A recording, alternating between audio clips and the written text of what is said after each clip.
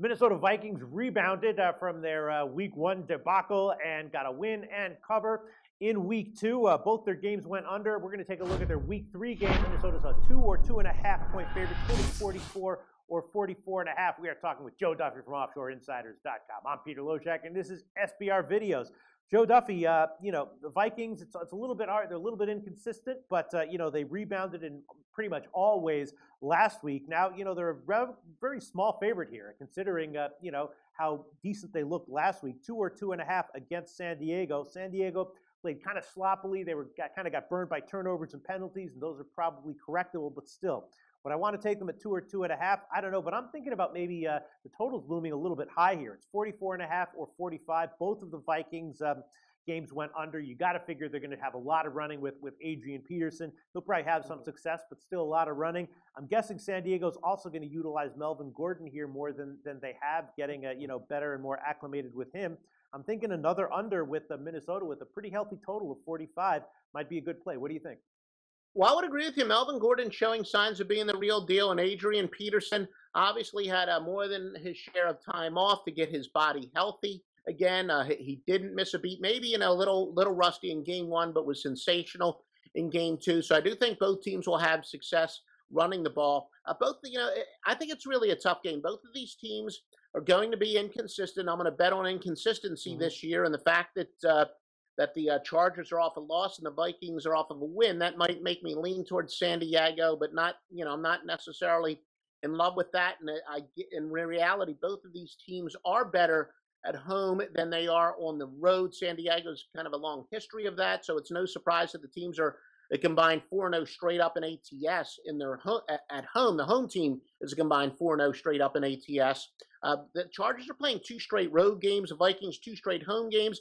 Now, that would seem to really benefit Minnesota, but of course, I always like to test my theories. I use the scientific method, and it may sound like a mouthful, but it's actually fairly easy to follow. When the home team is off of a home win, the road team off of a road loss, and the home team's not laying more than 3, and the reason I say not laying more than 3 is the odds makers are telling you that the home team is not the superior team because home field advantage is worth 3 points. So if they're superior, they got to be laying more than 3 points. So if they're not laying more than 3, the road team's actually 40-27 against the spread. So, playing those 2 straight road games against a team playing 2 straight home games, spread-wise, is not an advantage. In fact, it is a different advantage. But that doesn't necessarily mean I'm going with San Diego because conversely, Teddy Bridgewater, going back to last season, is the second best quarterback in the NFL with a 72.6 percentage rating over his last 7 games. He's completed at least 70% of his passes in 6 of his last 7 games. So I talked about how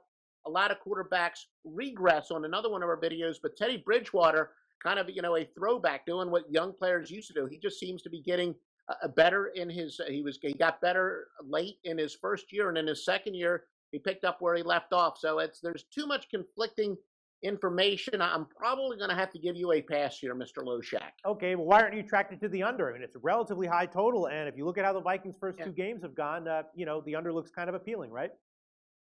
Yeah, in the case with Phillip Rivers, when he's off of a loss, he often bounces back with a very good game.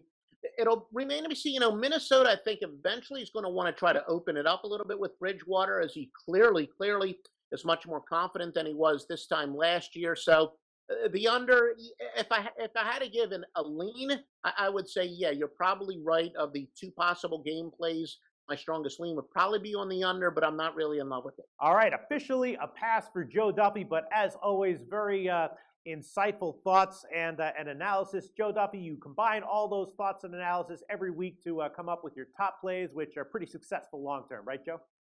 Yes, it's very, very good. We're having another solid year, 21-12 overall, includes a money line underdog winner of plus 145, 7-2 with our highest rated wise guy plays in the NFL at OffshoreInsiders.com. All right, congrats on all that success, Joe.